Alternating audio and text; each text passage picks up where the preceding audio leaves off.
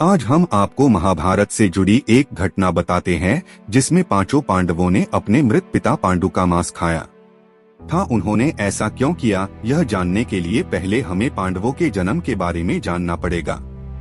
पांडु के 5 पुत्र युधिष्ठिर, भीम, अर्जुन, नकुल और सहदेव थे।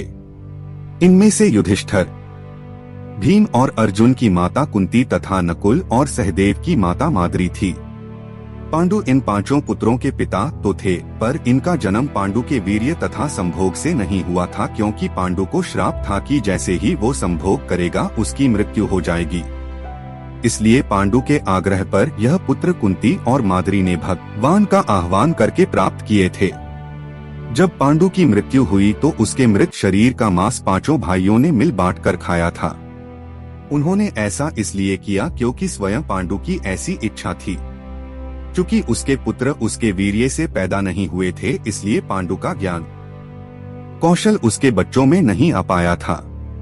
इसलिए उसने अपनी मृत्यु पूर्व ऐसा वरदान मांगा था कि उसके बच्चे उसकी मृत्यु के पश्चात उसके शरीर का मांस मिल बांट कर खा ले, ताकि उसका ज्ञान बच्चों में स्थानांतरित हो जाए। पांडवों द्वारा पिता का मांस खाने के संबंध में 2 मान्यता प्रचलित है। प्रथम मान्यता के अनुसार मांस तो 5 भाइयों ने खाया था, पर सबसे ज्यादा हिस्सा सहदेव ने खाया था। जबकि एक अन्य मान्यता के अनुसार सिर्फ सहदेव ने पिता की इच्छा का पालन करते हुए उनके मस्तिष्क के 3 हिस्से खाए। पहले टुकड़े को खाते ही सहदेव को इतिहास का ज्ञान हुआ, दूसरे टुकड़े को खाने पे वर्तमान का और तीसरे टुकड़े को खाते ही भविष्य का। यही कारण था कि सहदेव 5 भाइयों में सबसे अधिक ज्ञानी था और इससे उसे भविष्य में होने वाली घटनाओं को देखने की शक्ति मिल गई थी। शास्त्रों के अनुसार श्री कृष्ण के अलावा वो एकमात्र शख्स सहदेव ही था जिसे भविष्य में होने वाले महाभारत के युद्ध के बारे में संपूर्ण बातें पता थी।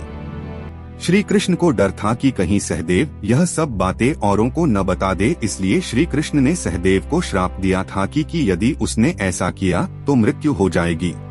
इसीलिए दोस्तों, पांडवों ने अपने पिता की आज्ञा का पालन करने के लिए अपने ही पिता का मांस खाया था। दोस्तों, आपको वीडियो पसंद आई हो तो वीडियो को लाइक और चैनल को सब्सक्राइब जरूर करें और ऐसे पौराणिक कथाओं के लिए